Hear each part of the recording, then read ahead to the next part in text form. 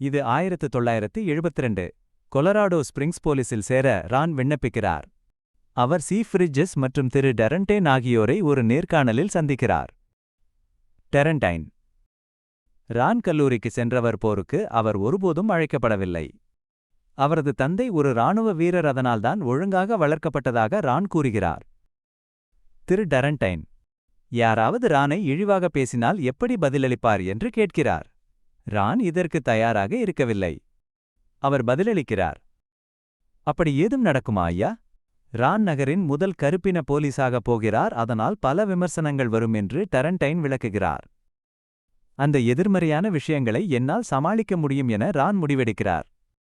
அதிகாரி மேலும் கூறுகிறார்: நான் உனக்கு ஆதரவாக இருப்பேனானால் என்னாலும் ஒரு குறிப்பிட்ட அளவுதான் உதவ முடியும்.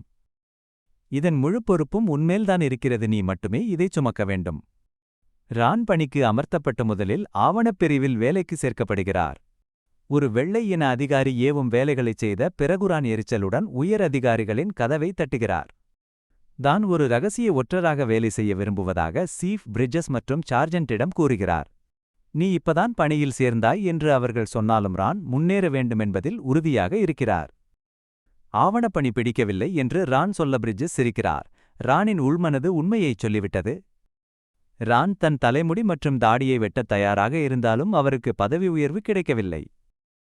மீண்டும் ஆவணப்பிரிவில் கற்பின கைதிகளைப் பற்றி அதிகாரிகள் பயன்படுத்தும் இழிவான சொல்லுக்கு ரான் எதிர்ப்பு தெரிவிக்கிறார். அவர் சொல்கிறார்: இங்கே யாரும் தவளைகள் கிடையாது. என்ன சொன்னீர்கள்? இங்கே தவளைகள் யாரும் இல்லை என்று சொன்னேன். இங்கே இருப்பது மனிதர்கள். இது ஒரு சிறிய விஷயமாக இருந்தாலும் ஒரு வெள்ளையின அதிகாரி அவரை மட்டம் தட்டுகிறார். இதனால் ரான் மிகுந்த விரக்தியடைகிறார். ஒரு கடினமான இரவு பணிக்கு பிறகு ரான் தூங்கும்போது பிரிட்ஜஸிடமிருந்து அவருக்கு ஒரு ஃபோன் வருகிறது. சீஃப் இப்போது ரானை போதைப்பொருள் தடுப்பு பிரிவுக்கு மாற்ற முடிவு செய்கிறார். ரான் சற்று தாமதமாக வந்தாலும் சொன்னபடி சாதாரண உடையில் அங்கே வருகிறார்.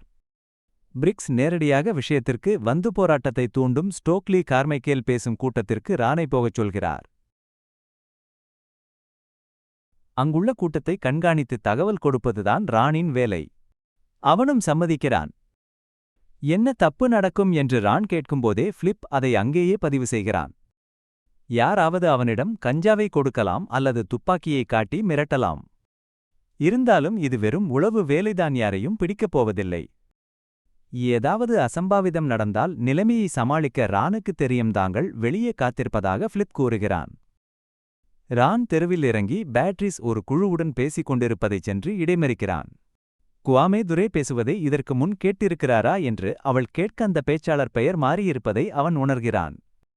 பேட்ரிஸ் மாணவர் சங்கத் தலைவியாக இருந்தாலும் வரிசையில் நிற்காமல் ரானை உள்ளே விட அவள் தயாராக இல்லை. ஃபிலிப்பும் மற்றொரு அதிகாரியும் சொன்னபடியே வெளியே இருந்து கவனித்துக் கொண்டிருக்கிறார்கள்.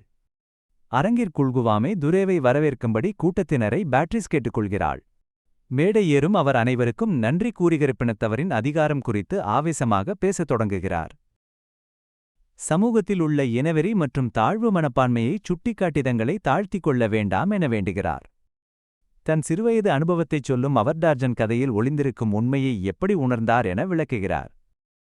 அடக்குமுறையை எதிர்த்தால் மட்டுமே சமத்துவம் கிடைக்கும் என்பதே துரேவின் முக்கிய செய்தியாக இருக்கிறது. வெள்ளையின போலீசாரால் அவர்கள் சுட்டுக் கொல்லப்படுவதுதான் உடனடியான அடக்குமுறை என்று அவர் கூறுகிறார். சுதந்திரம் என்ற மாயையில் வாழும் அவர்கள் வியட்நாம் போரில் மதிக்காத ஒரு நாட்டிற்காக பலியாவதை அவர் கண்டிக்கிறார். இனிமேல் இதற்கு நாங்கள் அடிபணிய மாட்டோம் என்று அவர் அறிவிக்கிறார். தொடக்கத்திலிருந்தே கவரப்பட்ட அந்த கூட்டம் அவர் பேச்சை வேதவாக்காக எடுத்துக்கொள்கிறது. அவர்களின் எதிர்ப்பு ஒரு பெரிய முழக்கமாக மாறிப்போருக்கு செல்ல மாட்டோம் என்று உறுதியேற்கிறார்கள். துரே அடுத்துச் சொல்லும் ஒரு விஷயம் காரிலிருக்கும் அதிகாரிகளை மிகவும் நிலைகுலையச் செய்கிறது. அந்நிய போருக்குச் செல்வதை விடையினவெறி அதிகாரிகளை எதிர்த்து போராடுவதே சரி என்று அவர் பேசுகிறார். பிறகு அவர் சொல்கிறார்: என் அருமை சகோதர சகோதரிகளே, இந்த இறுதி வார்த்தைகளை உங்களிடம் விட்டுச் செல்கிறேன். எனக்காக நான் இல்லையென்றால் வேறு யார் இருப்பார்கள்? எனக்காக மட்டுமே நான் இருந்தால் நான் யார்? இப்போது இல்லை என்றால் எப்போது? நீங்கள் இல்லை என்றால் வேறு யார்?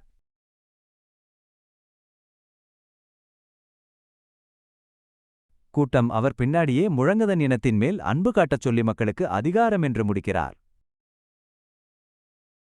ரகசியமா கேட்டுக்கிட்டு இருக்கிற போலீசார் அந்த பேச்சோட வேகத்தை ஒத்துக்கறாங்க.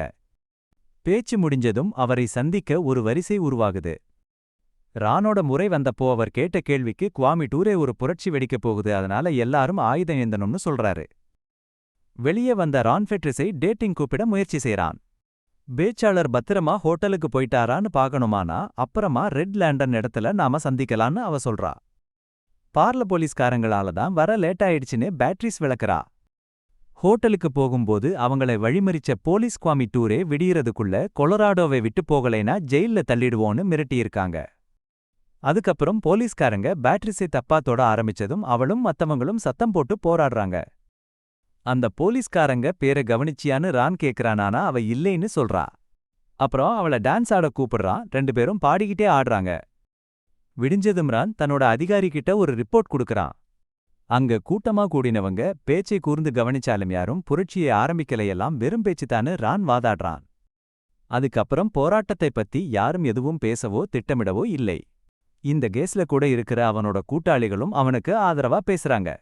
பிரிக்ஸுக்கு முழுசா நம்பிக்கை இல்லைனாலும் அந்த பேச்சாளர் கொலராடோவை விட்டு போனது சந்தோஷம்தான், இல்லையென்றால் யாராவது போலீஸை குறிவைக்கக்கூடும்னு நினைக்கிறாரு. பேட்ரீஸுக்கு நடந்த அநீதியை பத்தி ரான் சொல்லும்போது அவனுக்கும் பேட்ரீஸுக்கும் இருக்கிற நெருக்கத்தை வச்சு பிரிக்ஸ் கிண்டல் பண்றாரு. கேஸை பாதிக்கிற மாதிரி நான் எதுவும் செய்ய மாட்டேன்னு ரான் சொன்னாலும் இப்பவே அதை சொல்ல முடியாதுன்னு பிரிக்ஸ் நினைக்கிறாரு. மத்தவங்களை காத்திருக்கச் சொல்லிட்டு ரான் கிட்ட மட்டும் தனியா பேசுறாரு. ஆபீஸ்க்கு வெளியே அதிகாரி இப்படி சொல்றாரு.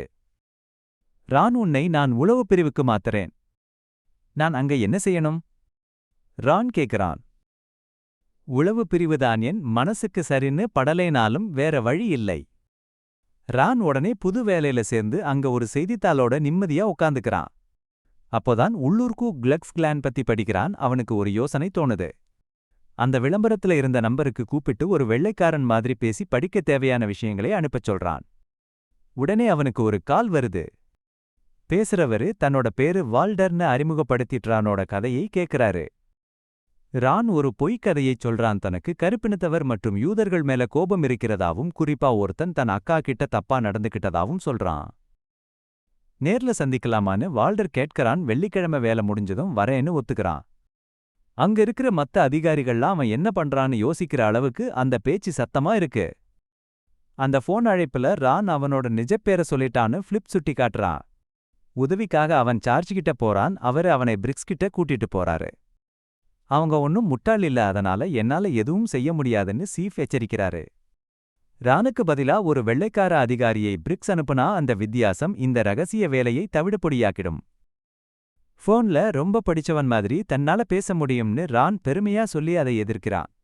பேச்சு வித்தியாசம் காரணமா இந்த ரகசிய மிஷன் கெட்டுப் போகாதுன்னு அவன் உறுதியா சொல்றான். மீட்டிங்ல வேற ஒருத்த அவனா நடிக்கும்போதுதான் போன் மூலியமா மட்டும் அந்த டீமோட தொடர்புல இருக்கணும்னு அவன் நினைக்கிறான். பிரிக்ஸ் அரைமனசோட ஒத்துக்கிறாருவானா தன் ஆளுங்களுக்கு ஏதாச்சும், ஆனா ரானுக்கு தான் ஆபத்துன்னு மிரட்டுறாரு. ரான் தன் டீமான ஜிம்மி மற்றும் ஃபிளிப்பை சந்திக்கிறான். ஒரு புது ஆளை விசாரணையை வழிநடத்த விடுறதை பார்த்து ஃபிளிப் ஆச்சரியப்படுறான். ரான் ஸ்டால்வொர்த்தா நடிக்க ஃபிளிப் தேர்வாகுறான். நிஜ ரான் அவன்கிட்ட சொல்ல வேண்டிய கதையை தயார் பண்ண ஆரம்பிக்கிறான்.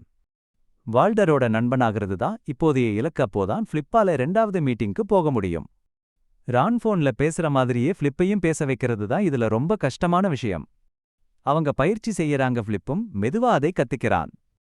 பயிற்சி முடிஞ்சு ஃபிளிப் கிளம்பும்போது அந்த யூத மத அடையாளச் செயினை கழட்டி வைன்னு ஜிம்மி சொல்றான்.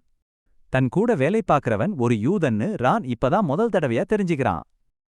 ஃபிளிப் தன் மேல மைக் பொருத்திக்கிட்டு வால்டருக்கு பதிலா ஃபெலிக்ஸுங்கிற ஒருத்தனை சந்திக்கிறான். பாதுகாப்பு காரணத்துக்காக தங்களோட லாரியில ஏறுன்னு ஃபெலிக்ஸ் சொல்றான். அப்புறம் அவங்க அங்கிருந்து கிளம்புறாங்க. அதே நேரத்துல ரானும் ஜிம்மியும் அந்த வண்டியை பின்தொடர்ந்து போறாங்க. ஃபெலிக்ஸும் ஃபிளிப்பும் பேசிட்டே போறாங்க. ஃபிளிப் வெள்ளை இனத்தை பத்தியும் தன் தங்கச்சிக்கு ஒருவன் செஞ்ச கொடுமைய பத்தியும் சொல்றான். அவன் அந்த கிளான்ல சேரணும்னு சொல்றானா அந்த பெயரைச் சொல்லாதன்னு ஃபெலிக்ஸ் தடுக்கிறான். இது ஒரு ரகசிய அமைப்புன்னு சொல்றான்.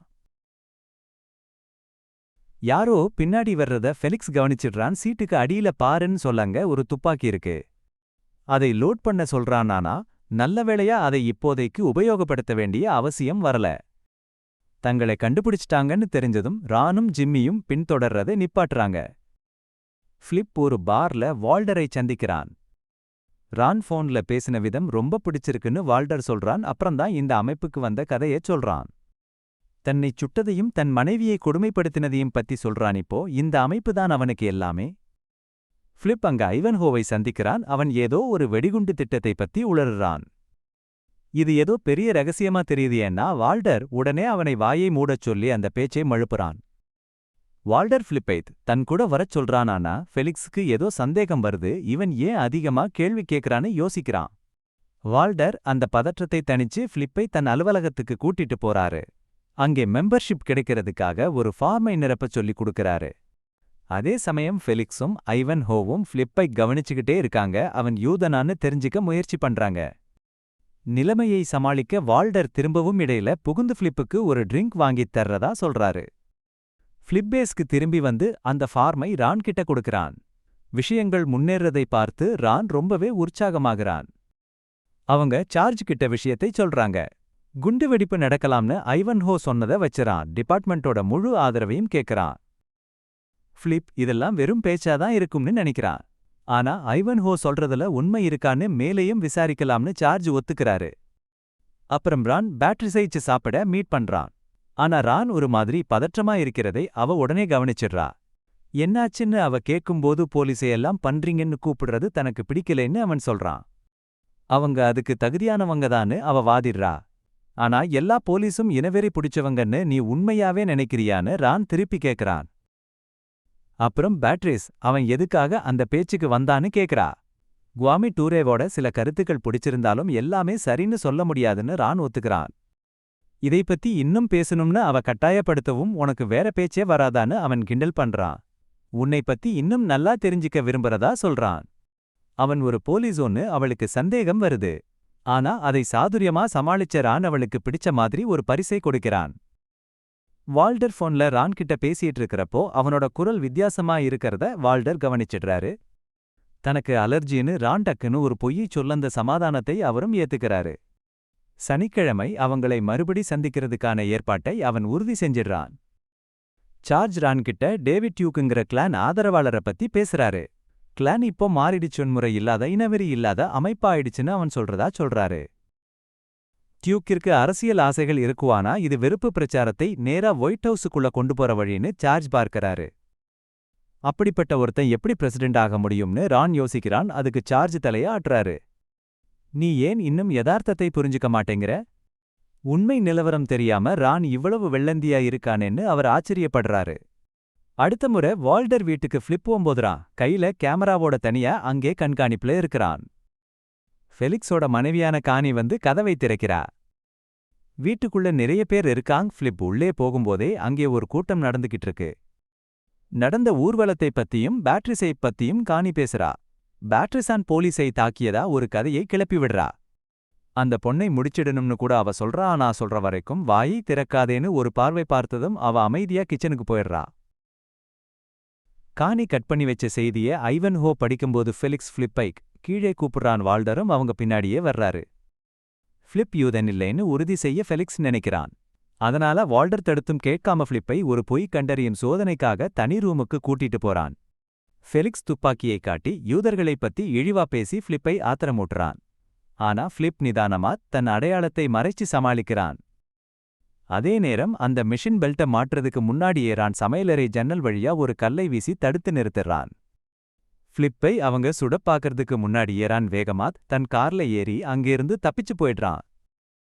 அடுத்த ரிப்போர்ட் கொடுக்கறப்போ சார்ஜ் ரொம்பவே பதட்டமா இருக்காரு. சீஃப்க்கு தெரிஞ்சு இந்த ஆபரேஷனை நிறுத்திடுவாரோன்னு அவருக்கு பயம். ஆனாலும் இந்த ரகசியத்தை அவரா வெளியே சொல்லக்கூடாதுன்னு முடிவு பண்றாரு.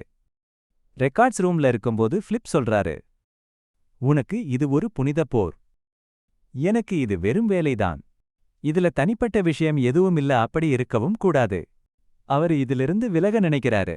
ஏன்னா அந்த ஃபீலிக்ஸ் ஒரு பைத்தியக்காரன் மாதிரி நடந்துக்கிறான். அவன் இவரை கொன்னே இருப்பான். இந்த அமைப்பு ஒரு பெரிய ஆபத்துன்னு அவரு இன்னும் நம்பல. அதனால இதெல்லாம் வீண்னு நினைக்கிறாரு.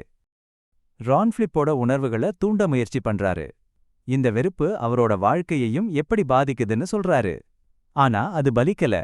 அதனால இந்த வேலையை தொடரணுங்கிறதுல ரான் பிடிவாதமா இருக்காரு. அடுத்த கட்ட மெம்பர்ஷிப் கார்டு வாங்கறது தான். ரான் ஃபோன் பண்ணும்போ டேவிட் டியூக்கே நேரடியா பேசிக் கார்டு கிடைக்க ஏற்பாடு பண்றதா சொல்றாரு. அப்போதான் அவரால அந்த குழுவோட மீட்டிங்ல கலந்துக்க முடியும். ரான் டியூக் கிட்ட ரொம்ப ஐஸ் வச்சு பேசி அன்னைக்கே கார்டு தர்றதா வாக்குறுதி வாங்கிடுறாரு.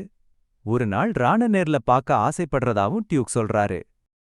வெளியே போகும்போது லேண்டர்ஸ் இவரை மிரட்டுறாரு. அப்போ ஃபிளிப் ஒரு ஆடியோவை ரெக்கார்ட் பண்றாரு. அத வச்சு குவாமி டூரேவையும் அவரோட ஆட்களையும் ஹோட்டலுக்கு போற வழியில தடுத்து நிறுத்தின போலீஸ் இந்த லேண்டர்ஸ் தானு ரான் கண்டுபிடிக்கிறாரு. எந்த ஆதாரமும் இல்லாம இந்த போலீஸ்காரன் ஒரு கருப்பின பையனை கொன்னத பத்தி ஃபிளிப் சொல்றாரு. இத கேட்ட ரான் இப்படிப்பட்டவங்களெல்லாம் எப்படி போலீஸ் வேலையில வச்சிருக்காங்கன்னு வேதனைப்படுறாரு. நாம ஒரு குடும்பம், ஃபிளிப் சொல்றாரு. தப்போ சரியோ நாம ஒன்னாதான் நிக்கணும். ஃபிளிப் துப்பாக்கி சுடுமிடத்துக்கு போறாரு. அங்க ஸ்டீவ் அப்புறம் ஜெரிய பாக்குறாரு.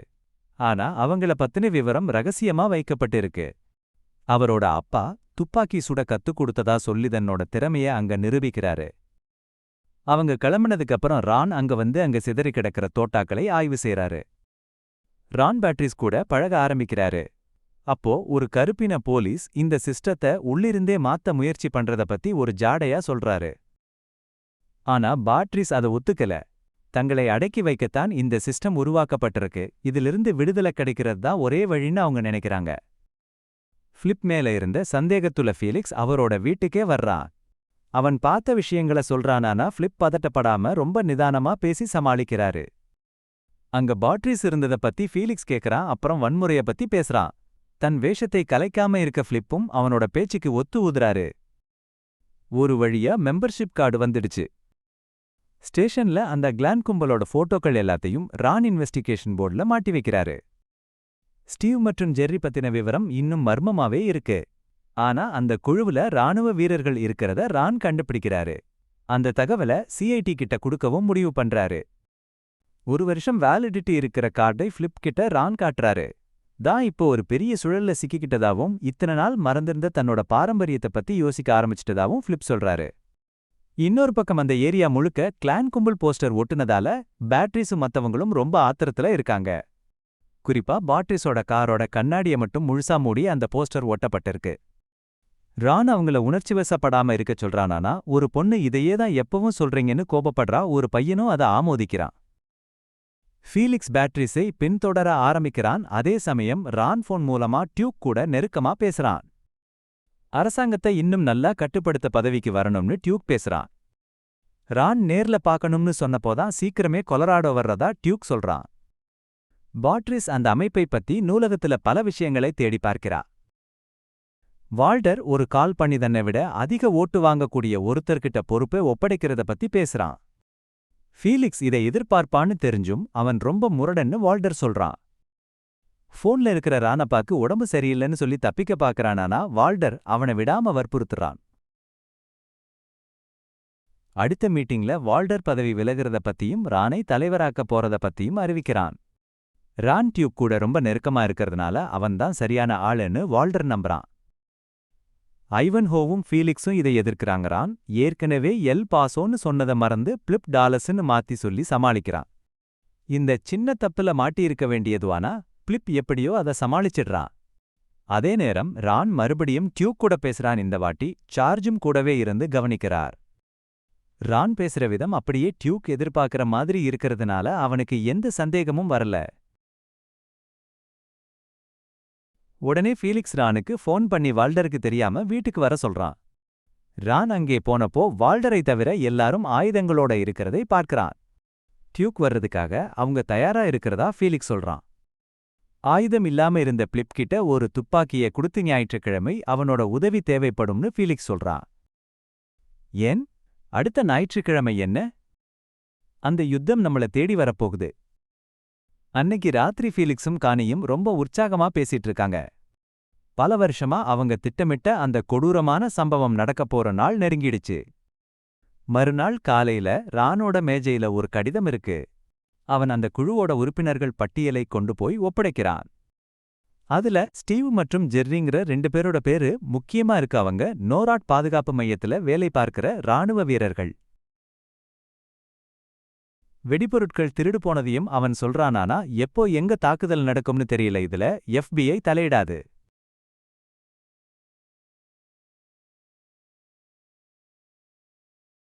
அந்த கூட்டத்துக்கு போக வேணாம்னு ரான் பேட்ரிஸை எச்சரிக்கிறானானா அவ காரணம் கேட்டு அடம்பிடிக்கிறா. விசாரணை நடக்குதுன்னு ரான் மழுப்பலா சொன்னதுனால அவளுக்கு சந்தேகம் வருது. கடைசியில தான் ஒரு ரகசிய போலீஸ்னு ரான் ஒத்துக்கிறான். இதனால அவங்களுக்குள்ள பெரிய சண்டை வந்து அவங்க காதலும் முடிவுக்கு வருது. ரான் பட்ரிஸ் கிட்ட நடந்ததை ஃபிலிப் கிட்ட சொல்லும்போது வல்லை மீறதா அவரோட பார்ட்னர் அவரை திட்டுறாரு. அப்புறம் அவங்க வேலை செய்யற இடத்துல ஃபெலிக்ஸ் இந்த ஆபரேஷனை ரத்து பண்ணிட்டதா தெரியுது. அதோட வெடிகுண்டுகளை பத்தின புது தகவல் எதுவும் இல்லை. ஆயுதம் வச்சிருந்ததா அவங்க மேல வழக்கு போடலாம்னு ஃபிலிப் சொல்றாரானா அவங்க ஈஸியா பெயில்ல வந்துருவாங்கன்னு தெரியுது. பிரிக்ஸ் ஒரு புது பொறுப்போட வர்றாரு. டியூக் கொலராடோல இருக்கிற வரைக்கும் ரான் அவருக்கு பாதுகாப்பா இருக்கணும். இது ரொம்ப தப்பான முடிவுன்னு ரானும் ஃபிலிப்பும் சொல்றாங்க. ஏன்னா போன்ல பேசும்போது டியூக் ரானோட குரலை சுலபமா அடையாளம் கண்டுபிடிச்சிருவாரு. அப்போதான் பிரிக்ஸ் அவருக்கு ஞாபகப்படுத்துறாரா முன்னாடி இங்கிலீஷ் மட்டும் இல்லாம ஜைவ் மொழியையும் நல்லா பேசுவேன்னு சொன்னத. லாண்டர்ஸ் ரானை வம்பு கிழக்கிறாரு. ரான் கோபத்துல அடிக்க போறாரு. ஆனா மத்தவங்க அவரை தடுத்துடுறாங்க. சீஃப் தலைய ஆட்டிக்கிட்டே சொல்றாரு, இவ்வளவு சீக்கிரம் அவன் உன்னை உசுப்பேத்திட்டானா? உன்னால டேவிட் டியூக் முன்னாடி நிக்க கூட முடியாது. நடக்க போற பேரணியில பாம் வைக்க கான்னிக்கு சொல்லியிருக்காங்க.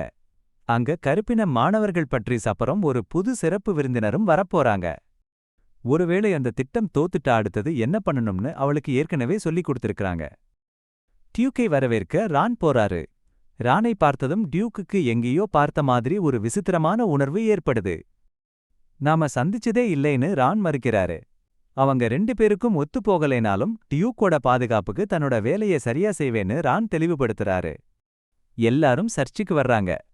அங்கதான் ஃபிலிப் அந்த அணியில அதிகாரப்பூர்வமா சேரப்போறாரு. ரான் அங்க இருக்கிறதை பார்த்ததும் அந்த இடமே அப்படியே பதற்றமாகுது. ஒரே நேரத்துல 2 விஷயம் நடக்குது. ஒன்னு ஃபிலிப் அணியில சேர்றது, இன்னொன்னு மாணவர் பேரணி. அங்க ஒரு பெரியவர் நிறத்துக்காக தனக்கு தெரிஞ்ச ஒருத்தருக்கு நடந்த அநீதியைப் பத்தி உருக்கமா பேசுறாரு. அந்த நேரத்துல ரான் மெதுவா நழுவி அந்த பக்கமா என்ன நடக்குதுன்னு துப்பறிய ஆரம்பிக்கிறாரு. சடங்கு முடிஞ்சதும் எல்லாரும் சேர்ந்து படம் பார்க்கறாங்க. கான்னியும் அங்க இருக்கா. அதே சமயம் பேரணியில அந்த பெரியவர் தன்னோட நண்பன் ஜெஸ்ஸி எப்படி துடிக்க துடிக்க கொல்லப்பட்டான்னு சொல்றாரு. பர்த் ஆஃப் ஏ நேஷன் படம் எப்படி வன்முறையை தூண்டுச்சுன்னும் விளக்கறாரு. அந்த படம் அந்த காலத்துல ரொம்ப பிரபலம். ஜனாதிபதியே அதை பாராட்டி வெள்ளை மாளிகையில திரையிட்டாரு. அதனாலதான் கிளான் கும்பல் மறுபடியும் தலை தூக்க ஆரம்பிச்சது. அங்க இருக்கிற பாம் தயாரிக்கிறவன் ஃபிலிப்ப முன்னாடி தன்னை கைது பண்ணின ஆபீசர்னு அடையாளம் கண்டுபிடிச்சிடுறான். உடனே ஃபெலிக்ஸ் கிட்ட போய் விஷயத்தை சொல்றான். ஃபிலிப்போட உண்மையான பேரை தெரிஞ்சதும் அவன் ஒரு யூதன்னு ஃபெலிக்ஸுக்கு புரியுது. அப்புறம் எல்லாத்தையும் கணக்கு போட்டு பார்க்கறான். ரான்கிற பேர்ல ஒரு கருப்பினத்தவருக்காகத்தான் ஃபிலிப் நடிக்கிறான்னு அவனுக்கு தெரிஞ்சிடுது. ஆனாலும் ஃபெலிக்ஸ் இப்போதைக்கு டியூக் கிட்ட எதையும் சொல்ல வேண்டாம்னு முடிவு பண்ணி சரியான நேரத்துக்காக காத்துக்கிட்டு இருக்கான். அப்போ ரான் ஒரு விளையாட்டு காட்டுறாரு. டியூக் கூடவும் இன்னொருத்தர் கூடவும் சேர்ந்து நிக்கிற மாதிரி ஒரு போட்டோ எடுக்கச் சொல்லி ஃபிலிப் கிட்ட கேக்குறாரு. போட்டோ எடுக்கும்போது அவங்களை அப்படியே கட்டிப்பிடிச்சுக்கிறாரு. இதை தாங்க முடியாத டியூக் உடனே ரான் கிட்ட சண்டைக்கு வர்றாரு. ஏதாச்சும் பண்ண பார்த்தா ஜெயிலுக்கு போக வேண்டியிருக்கும்னு ரான் அவரை மிரட்டுறாரு. ஃபிலிப்பும் ரானுக்கு துணையா நின்னு டியூக்கை அங்கிருந்து போகச் சொல்லி மறைமுகமா எச்சரிக்கிறாரு.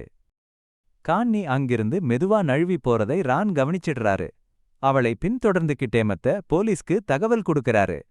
மதியச் சாப்பாட்டு நேரத்துல ஃபெலிக்ஸ் ஃபிலிப் பக்கத்துல வந்து உட்கார்ந்து வாக்கரை அடையாளப்படுத்துறான். ஆனா ஃபிலிப்புக்கு அவனை தெரியலையா இல்ல தெரியாத மாதிரி நடிக்கிறாரான்னு புரியலை. ஃபிலிப்போட நிஜப்பேரை சொல்லி ஃபெலிக்ஸ் கிண்டல் பண்ணிட்டே இருக்கான். அப்போ ஒரு ஃபோன் வந்து அவனை இடைமறிக்குது. பேச்சு இதோட முடியலன்னு சொல்லிட்டு போறான். மறுமுனையில காணி ஒரு ஃபோன் பூத்குள்ள பயத்தோட நின்னுட்டு இருக்கா. அங்க போலீஸ் மொய்க்கிறாங்கன்னும் யாரோ முன்னாடியே தகவல் கொடுத்துட்டாங்கன்னும் அவ சொல்றா. சரி, அடுத்த பிளானுக்கு மாறிடுன்னு ஃபெலிக்ஸ் ஆர்டர் போடுறான். அவன் உள்ள வந்ததும் ஐவன்ஹோவும் வாக்கரும் அவங்கூடவே வெளியில கிளம்புறாங்க.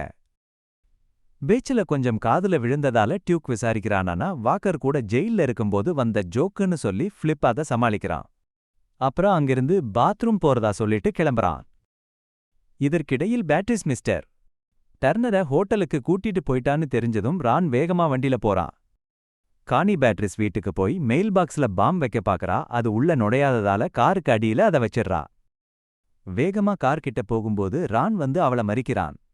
அமைதியா இருக்க சொல்றானானா அவ கத்திட்டு ஓடவும் மல்லுக்கட்டி அவளை பிடிக்க வேண்டியதாயிடுது.